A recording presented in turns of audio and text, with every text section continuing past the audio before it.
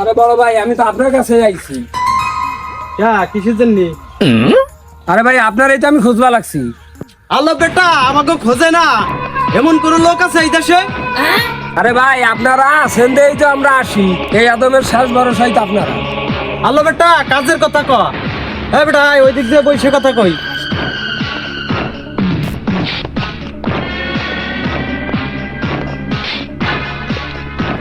Contract তো নিলাম, টাকাও 2000 নিলাম। বছরে টাকার ভাগ দেওয়া যাবে না, কিন্তু বছরে তো কাজ করা হেলাইতেই।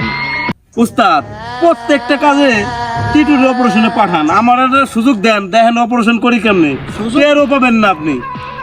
সুযোগ তো দিব, আসুক সুযোগ, দেখি তুই কেমন পারিস। টিটুরে কি এখানে পাঠাইলাম, টিটুর তো আসার নামে খবরই নাই। ও মাল নিয়ে কোন সময় আসবে? আমার তো এমনি মাল গেড়াই উঠে গেছে মনে আছে। ওর মধ্যে কেনা বেড়া করে দেওয়া না কিন্তু। দেখতে কোথায় আছে? উস্তাদ তাই আমি যাই গে দেখেছি টিটু কত দূর আইলো। দেখায় জি হুজুর।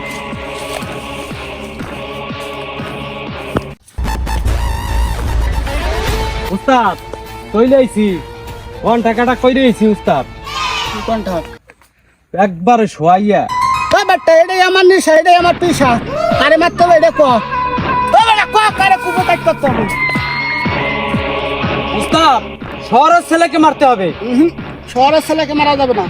উস্তাদ যদি শহরের ছেলে না মারে, টাকা যে আমি 2000 নিয়ে খাইয়ে লাইছি, টাকা তো ভেঙে লাইছি, ফেরত তো অনেক কমবে। আর এদিক দিয়ে উস্তাদ তো জানে না, যদি সে জানে যে আমি খাইছি তাই তো উস্তাদ আমার ফুটেই দিবে নি। শহরের ছাল রে মারা আর অসুবিধা কোথায় আমাগো?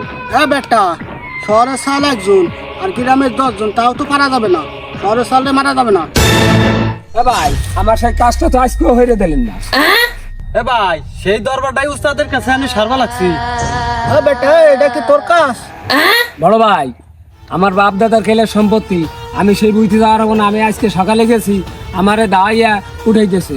আমি অথচ বিয়ে সাথে করে নি, আমার বউরে দাওয়াইয়া কাপড় তুলে লেছে। টাউনের ছেলেবেলাকে আমি মারতে পারবো না, ওরা বেশি দিন রাস। ওরা শহরের ছেলে না, আমার বাড়ির পাশের লোক।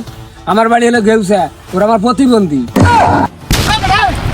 গ্রামের ছেলেবেলা, আমি তো বসে টাউনের ছেলে।